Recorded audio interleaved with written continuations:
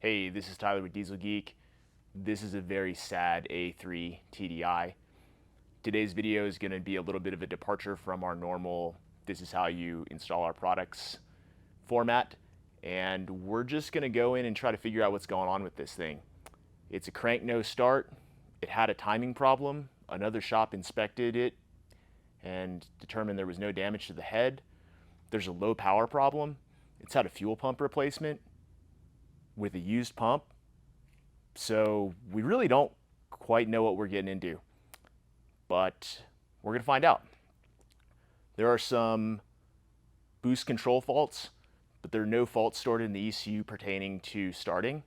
So I think where we're going to start is just by verifying that our start of injection timing and our camshaft timing are in spec using the mechanical locking tools.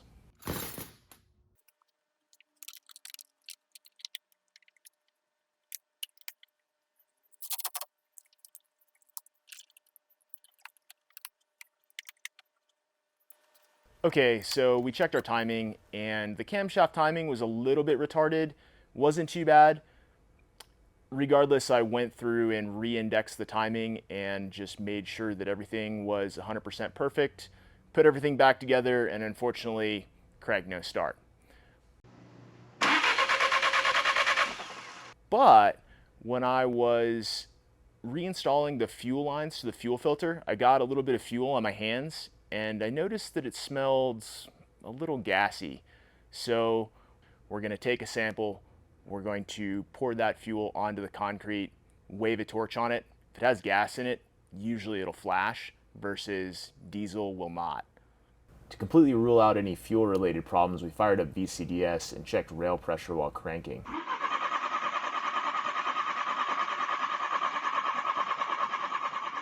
Looks like we have strong fuel pressure, and the specified and actual values are very nice and close.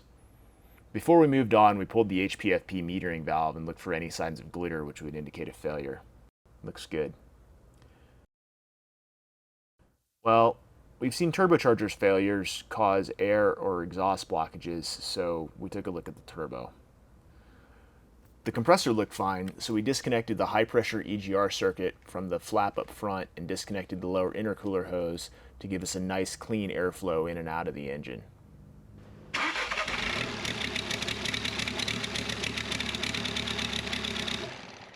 This was the first time and only time we saw this thing fire. But man, look at all that smoke. We're in time and obviously fueling, but smoke like that often indicates a compression issue. One nice thing about the common rail cars is that the cylinder pressure sensors are incorporated into the glow plugs, which makes it really easy to do a compression test if you know where to look with VCDS.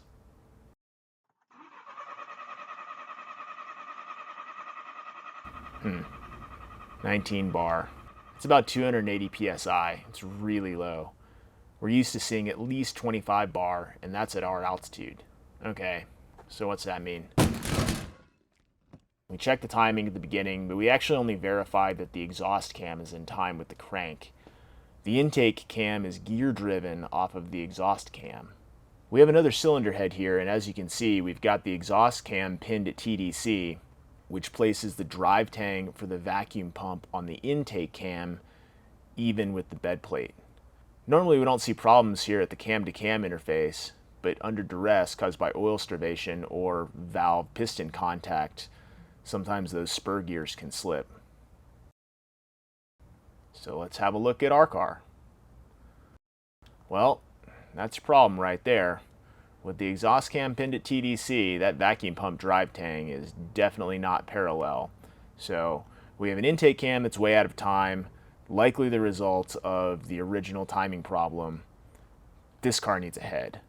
So this didn't end up so happy, but our point here that we wanted to illustrate is that a reasonable and economical method of troubleshooting, rather than just loading up the parts shotgun, is to duplicate the problem, scan for faults, consider the operation of the vehicle in the context of the complaints, look for clues, consider plausible failure modes, and test those theories using the least intrusive and most economical methods.